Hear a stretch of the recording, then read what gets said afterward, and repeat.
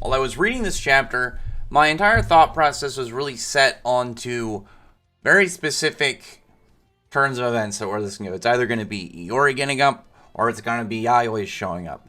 Because Kenma's down, like, we already saw Kondo, like, already got messed up, and she was running on fumes, and, like, Riku's got a lot of potential and whatnot, but she's clearly not up for this battle as of right now. Like, I could see her, like, maybe taking on some low-level phantoms, but at the moment, she really only has her whole disintegration barrier, and, again, she's got a big road ahead of her, but she's way too big of an opponent right now, especially when we know that these guys that are like the direct people below Senjudoji are clearly very powerful, and they're the minions of who knows where Senjudoji ranks overall, but like she clearly would have to be like a very high ranking phantom. Like we don't know the full scope of the Phantom Seer world, like if Senjudoji is in the top 10 phantoms or what, but she has to be really powerful regardless, and having minions that are directly below her means that they're going to have to be something special about it. And like they've got these arms from her, so they've got to be something like just outright formidable. I mean, like the first guy we saw, that like lame doctor guy, he was meh, but like from the puppet master so far, I guess we now know the actual one, this girl Reda and Amelia being the doll. And I actually didn't think the person who was like referred to the puppet master at first, like the one that we saw was the character, was a puppet. I thought she was just like a really tall lady, or she was flying, or she was like on stilts or something. Because obviously she's not proportionally like as big as she is. She just would somehow be really tall. So I was like, okay, well, there's got to be something in there. But turns out she is a doll, so she can have that big spooky build, very like normal upper body. But then when it comes to her legs, she just apparently has like 7 feet of legs. But from this chapter, I thought the whole first part about Reda's past, it was very simple, that you were able to really understand how it was, and it showed a lot about how Senjudoji behaves as a character, because we know that the whole thing with her is she's started to learn how to use and manipulate people. And in the flashback, you see Reda, and she's coming constantly to talk to this doll. She even it even shows the part where she names her Amelia at one point. And one day, she says that her parents were in an accident and they can't move anymore, and that her relatives think that she's too creepy to take in, which is really messed up when you think about it, because it's not only a family member that's like clearly in trouble, but it's not even like her parents are dead and you'd be like, well, they're never gonna know that I didn't take in their weird kid. It's like, no, they're alive, they're bedridden. I don't know if they're like permanently paralyzed or what, but like, could you imagine being hospitalized and like however long, and you assumed, or at least someone told you somehow, that your family, whatever, if it's your cousins or your sister, brother, whatever, should be taking care of your, what, I'm guessing Reda's like, she looks maybe 10 or something, and they're just like, no, we didn't want to, she's weird. And then it's like, or is she? She's like, I don't know. That is just like fury inducing. Like, I couldn't even imagine how pissed you'd be. Like, that would just be a moment like, you are a piece of shit. You did not, like, you didn't even have to like talk to her. You just had to give her some place to like live. But it's real sad. But at the same time, like it was the perfect opportunity, obviously, for Senjudoji to show up. Came through like the big weird hand fleshy portal like Makima, and just decided to like offer her the whole like, oh, I'll give you this arm, but in exchange you're gonna pretty much be mine and whatnot. And she said that like Reda didn't have any hesitation. She took that right away, which tells a lot both of how much she cherishes her the dolls, especially Amelia, but also on top of that how lonely she'd have to be. Like, she's a little kid, so it would make sense, and she's clearly in like a very vulnerable state. And like I said, Senjudoji learning how to manipulate people, and at a time like this, like, we get a very simple backstory, but it shows that she'll pop up when somebody is near that breaking point at that low, and offer them what would be like their most desired thing in order to gain control of them. Also, I noticed that when she took the arm, the bottom of her hair got all dark.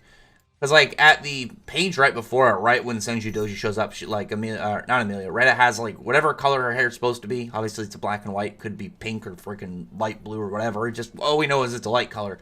But, like, it's one solid color, and then after she gets the arm, she has, like, all this black coloring, like, near the bottom of it and whatnot.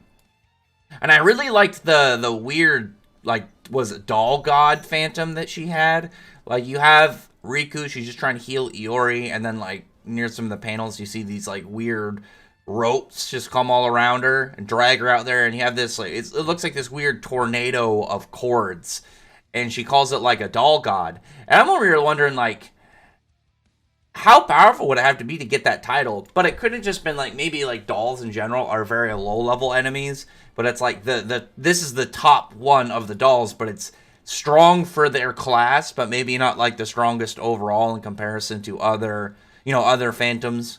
There's like the phantoms we still don't know about their overall structure. Like I said, we like Senjudoji's rank. I don't think has been mentioned at all, but like it's clear that she is a high ranking, like a big deal phantom. But is she like top 15, top 10, top 5, whatever? Who knows? Either way, like it was a very a very fast-paced and yet like I said, the chapter, I don't want to say predictable or anything, because it's like, no, it has to have gone that way. It's not like, oh yeah, the main character does it, of course. It's like, no, Kenma's already got some plays in both this part and in the last part with the not with the dude with the hand, but like the first time when we saw him with like the mirror phantom and whatnot. Like Kenma's had some really good plays, but with him down, Kondo down, Riku is definitely not up for this level of a fight. Like I said at the start, it had to be either Yayoi or Iori. And there's like a set number of kind of like checkboxes when it comes to early series that a lot of battle manga tend to go by. There's like, the first time, the early portions, you're seeing the main character, you're just going to be seeing like what their abilities are and how they, how they work, how they're presented. And then eventually you're going to get like an actual fight for them. Like, whatever their fight is, they have to actually put in the effort. Because, like, in the early ones, they're just running through people. Unless you have something, like, where they're kind of, like, tricked or put in a bad situation.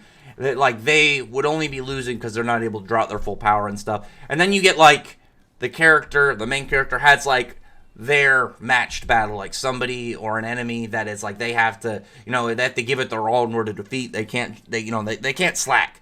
And then after that is like whenever they have, what is essentially their limit break, when they have to break through the threshold of wherever their power is at the moment and become stronger in order to win. So I'm guessing this is going to be that time when we see Iori just in full power, like the full scope of him and Ongyoki. I wonder if he's going to get this trance ability, because like the trance power that Kondo had, I think that's one of those ones that should go very regular for any character that's got a phantom, because you're fusing with them getting their powers and stuff, and I mean that's just cool in general, but like clearly it makes you way more powerful. Like whatever Iori would be fused with Ongyoki would probably be intense. Probably this sick shadow samurai look to him, like Oni shadow samurai, would be badass. Also, I wonder when Riku's gonna get a key, because that's one thing. Obviously, like the power system is set up with like they have these keys that summon phantoms that are like subjugated to them, or at least in like a level of allegiance with them. And I expect Riku to get one at some point. She doesn't have to have one now, because like I said, she's very new to all this. I don't think she has one. I've been looking. I don't know if maybe I'm just forgetting like a panel, but as far as I know, she hasn't had a key, but we know that she doesn't have a phantom. She just has the disintegration barrier and whatnot. Though she obviously can get one. Like, she's a beckoning hand, so like she has the potential to, just bring the phantoms to her and whatnot.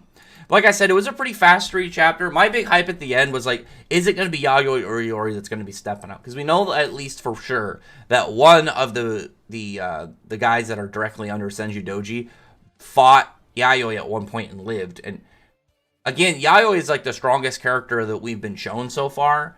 Similar to how Senjudoji, like we don't really know where she ranks amongst other phantoms, or in like the overall hierarchy of the phantoms. We don't know the same thing about Yayoi. We know that she's one of the best in Japan, but is like she top 3? Who knows? Or and then like on top of that, like where does she rank in the world?